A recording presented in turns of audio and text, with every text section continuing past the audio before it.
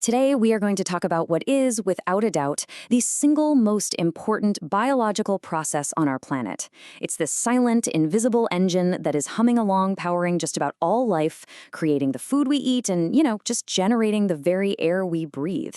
We are talking about photosynthesis. So let's just start with this one massive idea. For all practical purposes, life on Earth is solar-powered. Think about this for a second. Every single second, the chloroplasts in all the plants on Earth are capturing more solar energy than all of humanity uses an entire year. They are absolute masters at taking light that's traveled 93 million miles and turning it into the chemical energy that fuels our world. It's incredible. And to really get how this energy flows, you've got to understand that there are two basic jobs in any ecosystem. On one side, you've got the producers, also known as autotrophs.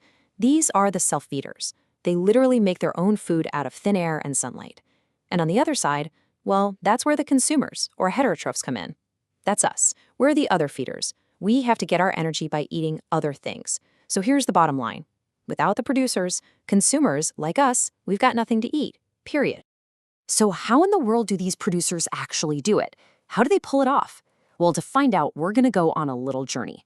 Think of it like we're shrinking down and taking a tour inside a plant's leaf, treating it like a super high-tech factory where sunlight gets turned into life itself. Our tour starts right here with a normal, everyday leaf. I want you to think of this leaf as the factory's main solar panel. It's designed perfectly, right? It's flat and wide to catch as much light as possible, but the really amazing machinery, that's hidden deep inside. So if we were to slice right into that leaf, we'd find this layer called the mesophyll tissue. This is the factory floor. It is just packed, wall to wall, with cells that have one single job: photosynthesis. Okay, now let's zoom in even closer on just one of these mesophyll cells. And whoa, look at that. It's absolutely stuffed with these tiny green discs. Every single cell has something like 30 to 40 of these little green machines whirring away inside it. And this brings us to our final stop. This is the chloroplast. This is the engine room of the whole factory. It's inside this unbelievable little organelle, which is only a few micrometers long, that the real magic of turning sunlight into chemical energy actually happens. So what's the recipe that they're using in this factory? Well, when you boil it all down, it's actually a pretty simple chemical equation. It's a recipe that nature has been perfecting for billions of years. The ingredients, or what chemists call the reactants, are surprisingly simple things.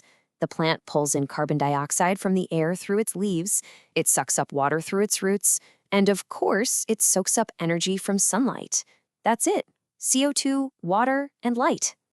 And what does it make? What are the products? Well, first, it makes glucose, which is a type of sugar. This is the high-energy food that the plant uses to grow and power all of its activities. And second, as a critical byproduct for us, it makes oxygen. This is the gas that fills our atmosphere, the stuff that you and I and most other creatures need to breathe to survive. Now hold on, because here comes a major scientific plot twist, a real wait, what moment in biology. For centuries, everyone just assumed that the oxygen plants release came from splitting the carbon dioxide molecule. I mean, it makes sense, right? Carbon dioxide. But it's wrong. Using some really clever experiments, scientists proved that the chloroplast actually splits the water molecule, H2O, and that's where the oxygen comes from. So the very oxygen you're breathing right now, it came from water, not from CO2. How cool is that? Now, even though the overall recipe looks simple, what's happening inside the chloroplast is more like a super sophisticated two-step assembly line. It's not just one reaction, but two beautifully coordinated stages that work together. Okay, so step one is called the light reactions. This is the photo part of photosynthesis. This is where solar energy gets captured and stored in these little short-term molecular battery packs called ATP and NADPH.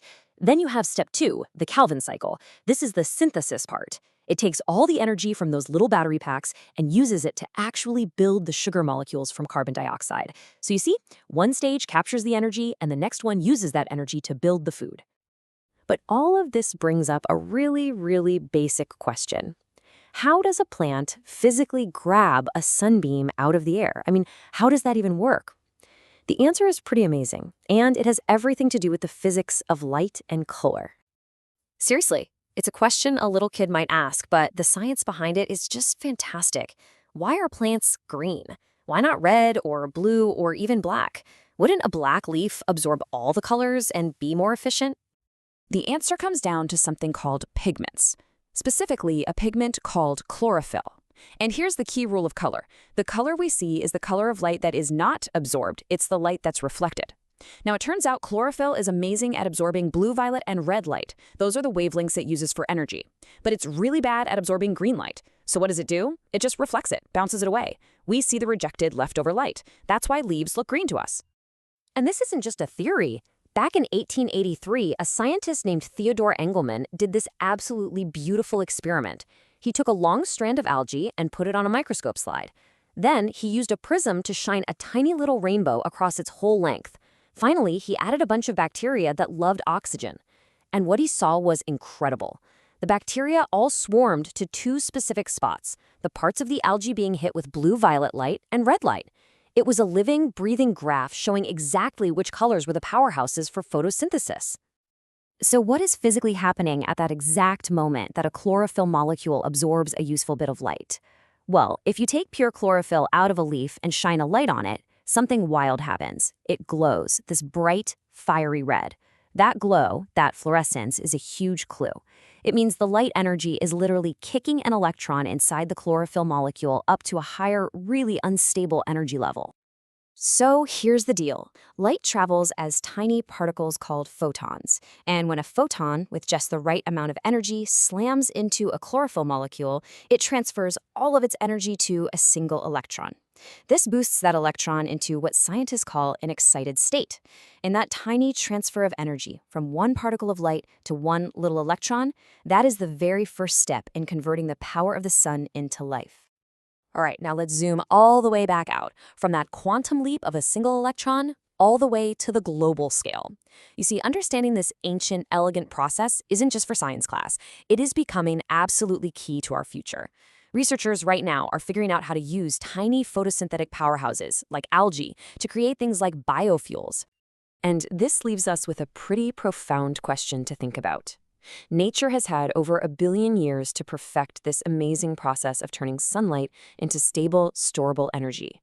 So what if we could learn to really harness this process, to copy it and scale it up to fuel our world? The tiny green engine inside every leaf isn't just the foundation of all life as we know it. It might just hold the blueprint for a truly sustainable future for all of us.